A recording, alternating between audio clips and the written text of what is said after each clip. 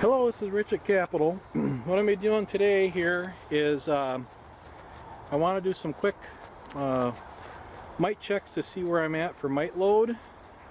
It's April 7th and it's in the high 60s for temperature, and there's rain coming in from the north.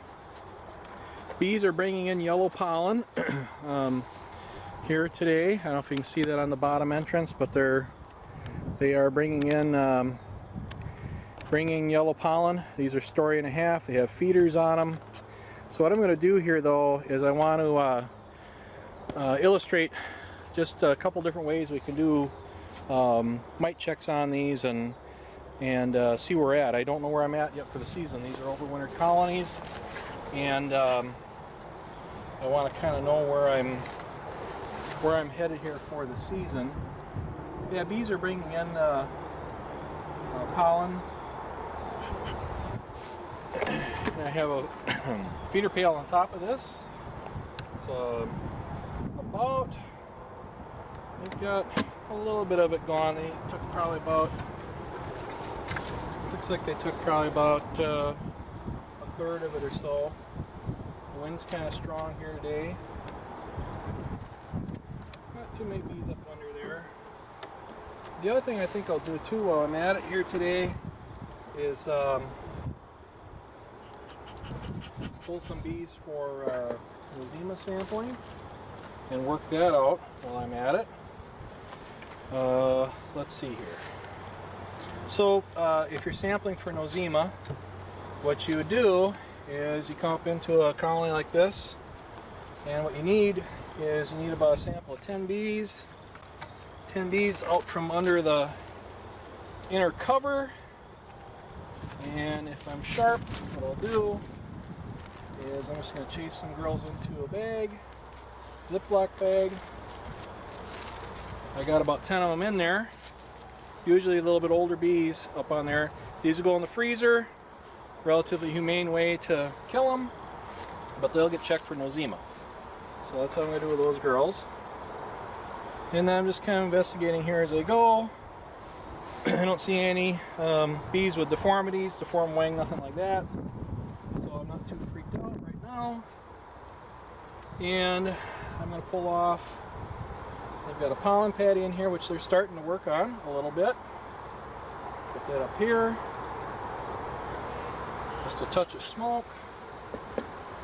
I got a shim on here. Pop that off right away. Now let's see if I can do a little bit of cleanup on this. Maybe.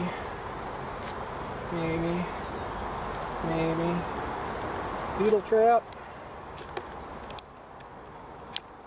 Gotta be careful of these when you pull them out. They don't spill the contents back down in. There.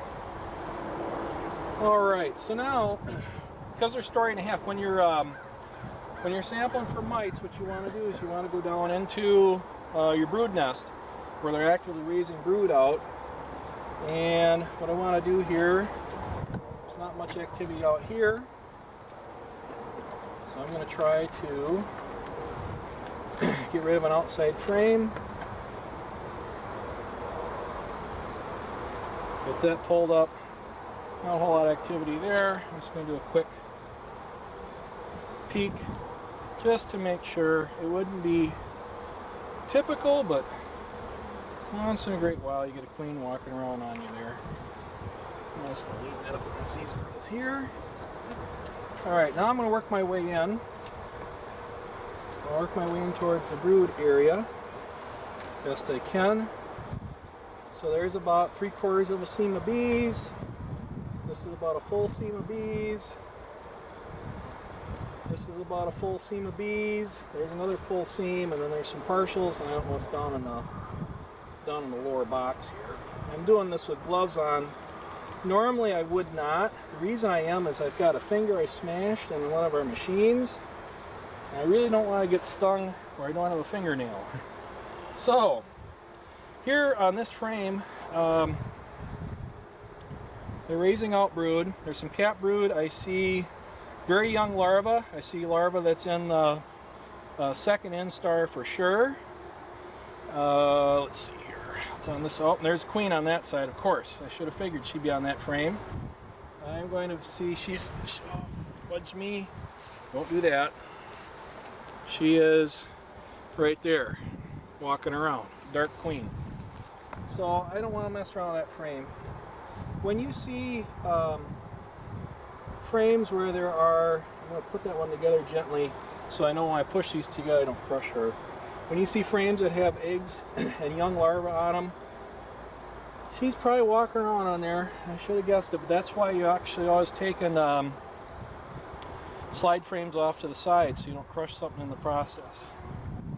Alright, so this doesn't have brood on this side, but it does have brood on this side. And there's some young larvae in there. I'm going to take these bees here, and this is what I'm going to use for my sample. And I'm going to see what I'm after here is about a half a cup of bees. So what I have is I have a sampling jar. Has markers on the side. Normally I darken those, and it's got screen mesh in the top. And the way I'm going to collect the sample bees is I'm just literally going to go down the frame as I do this. So just like this, I'm just going to gently roll over the backs of the bees. I want these nurse bees is what I'm after. Okay. Pretty close right there to half a cup. I'm just going to put the top on there for now. And that keeps them contained. Take a little closer look at this. So there's young larvae and stuff in here. I don't like the progression, but we'll have to look at that later. So now what I'm going to do, I'm just going to put this hive back together. I know the queen was over here on this frame here, so I'm going to try to take that whole stack. I'm just going to carefully work that over. She was this side of it, so I'd already pushed those frames tight together so I wouldn't inadvertently crush her. And if I'm lucky she didn't walk around, I probably should have took another gander real quick, but I didn't want to pull it back out again. I feel reasonably confident. I'll put that together like that. I'm going to send this one in like that. I'll put my emery shim back on. I don't know if you girls want all this crap again or not. Probably not, huh? Don't worry about that. I'll put this back on.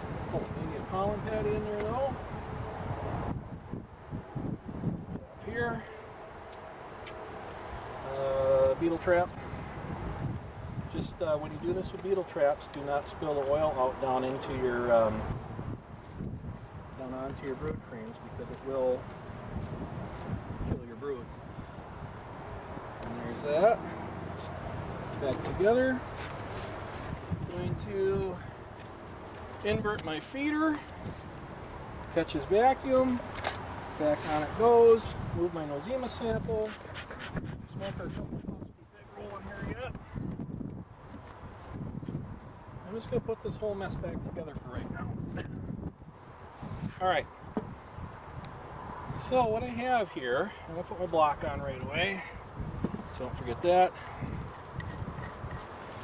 What I have here is pretty damn close to half a cup of bees. Alright, I'll do it one more time. Pretty darn close to half a cup of bees right there. Alright?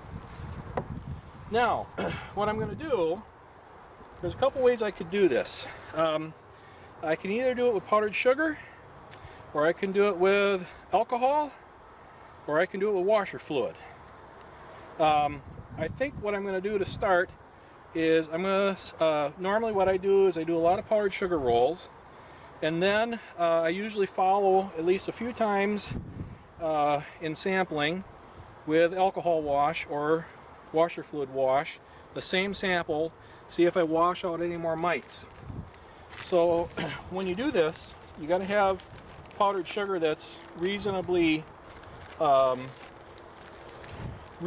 decent, meaning that you don't want stuff that has become all hard and crummy and everything else. And what I'm after here is about a Hive's tool worth of powdered sugar or more. So I'm going to start with that, take a look, see what this looks like. This is nice and dry powdered sugar. It's not all clumpy and crap. I usually try to keep my powdered sugar pretty good shape for the season. So now what I'm going to do, I'm going to roll this a little bit, get these bees stirred up. I'm just rolling. Rolling, rolling, rolling. If you, and you want to make sure you don't lose your sugar out the top. So I'm rolling, rolling, rolling, get everybody coated, and then I'm going to let that stand. As I let that stand, what you'll notice the bees are doing is the bees are grooming, and they're trying to groom that powdered sugar off. And as they groom that powdered sugar off, they also are grooming mites off. And the mites have a tarsal claw, and what happens also with the powdered sugar is their tarsal claw on the mite gets plugged with powdered sugar, and they have a harder time gripping on as well. So it's not only the grooming of the bees, but dislodging mites, but it's also the fact that the mites' tarsal claws get plugged. So, oops, wrong box for this stuff probably. I got two different bee boxes, one I use here, one I use there. All right. So now I've let them groom. I'm going to roll them a little bit more. If you overdo this at this point, and the bees, especially in the summer, if they get too hot, they will puke, they will crap, they'll do other bad things that you don't want them to do, and then your powdered sugar will get all gummed up. I can feel some raindrops coming, so I'm going to let that stand for about another 30 seconds. The other thing I need here is I want some kind of a nice, reasonably clean pail that I can dump this sugar in, and I can easily count mites then. So I'm just trying to make sure my pail is pretty nice and clean. So I've got that.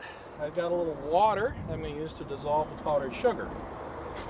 And this is my nosema sample.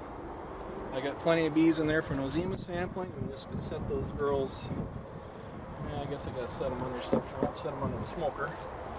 They want to blow away, so I'm just going to set them there for right now. Alright, so now those bees have been grooming away, and they're not thrilled about the whole process, right? So now what I'm going to do, I'm going to shake. I'm going to shake this out in this container. I'm going to see if I can shake mites out and powdered sugar out. So now you can be a little bit more aggressive, alright? The bees have had time to groom the mites off, and you can shake their exoskeletal. Occasionally you'll have, bees that lose a leg in this process, and a variety of other things. That's just part of the process. So I've got most of the sugar shook out of there. Alright, what I want to do now, so there's my sugar. I'm just going to take this, add some water. The purpose of the water is just to dissolve the sugar and see what I got. And it looks pretty darn good here so far. Just need enough water to kind of dissolve the sugar. This particular jacket I'm wearing is an old jacket and had the veil replaced at one time, and when the veil is replaced I went to a fine mesh, which is miserable for seeing through. So actually at this point I do not see, what I'm looking for is little red specks of mites. I don't see anything in there. Now I'm going to double check because I want to make sure that my powdered sugar roll is working good. I take nurse bees off the frame. I'm going to sacrifice this sample of bees. I'm going to kill them in, this is actually RV antifreeze, but washer fluid works well too. And in they go. Pretty much kills them almost immediately here. So alcohol, washer fluid, all those things will kill them and take care of the process. And now what I got to do is stir this up a little bit. Stir, stir, stir. Stir, stir, stir. And then what I'm going to do, I'm going to shake this out, see if I got any more mites come in here with this.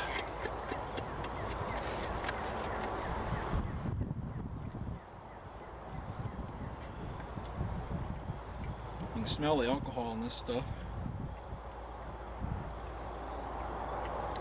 Yeah, actually, that looks really clean. I do not see any more mites pop up in that roll. Lovely. All right, sorry girls. That's the way it is some days, but we want to make sure that we're running our sugar rolls right and doing that. Alcohol works better, I think, straight alcohol, than the washer fluids and stuff like that. But windshield washer fluid that has some ethylene glycol in it. RV antifreeze isn't as fast a killer of them. Takes a little longer, maybe a little more suffering goes on. But again, the idea is you're trying to make sure that you're sacrificing a handful of bees, or 300 bees roughly, for the purpose of trying to salvage everybody else. So I think I'm pretty clean, at least on this colony to start. And what I would do is I'd selectively go around and sample some of our other ones and see how things are looking. So that's the process for doing sugar rolls and or alcohol washes. Okay, so you've seen a little bit of the process of how to actually sample and test for mites. The other side of this is to determine what your actual mite count is, in terms of percentage. So when you do a powdered sugar roll or alcohol wash, you're sampling about 300 bees, roughly about half a cup. And you run your test, you count your mites, and what you end up doing then is you want to figure that out essentially in a percentage or mites per 100 bees. So for instance, if I would have ran that test and found that I had 6 mites per 300, well, that means I got about 2 mites per 100 bees, or about 2% mite load. However, that's not the end of the story. Or when the bees are raising brood, what ends up happening is that you have some mites that are down in those cells of capped brood. What you are counting when you do a powdered sugar roll is you're counting phoretic mites that are riding around on bees. So when the bees are actively raising brood, you have to make an adjustment to your mite count to account for the fact that some portion of the mites are down in those capped cells, and you're not actually accounting for those. Now, how you adjust this number depends, and it depends upon how much brood is actually present in the hive.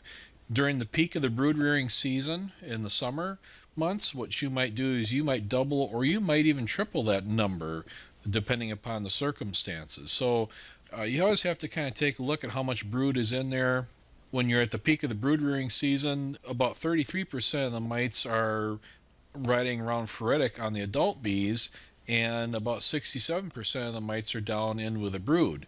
When they're not necessarily at the peak of the brood rearing season, when you're kind of ramping up into it and when you're coming back out of it, then it might be more 50-50. And at that point, you might actually double your mite count. So if you counted 2 mites per 100 or had 2% mite load, phoretic mites, and you're maybe in that early summer time frame, you might decide to double that number and you actually have a 4% mite load. So what that does is that becomes your percentage, and then you have to make a decision from there what threshold you're going to use to actually implement some form of a treatment. So check out some of our other Timely Topics series we have where we go into more detail as it relates to mite management. And if you check out our advanced disease and pest management section, that actually goes into more detail as well into not only mites but into other types of pests and diseases that we deal with in honeybee colonies.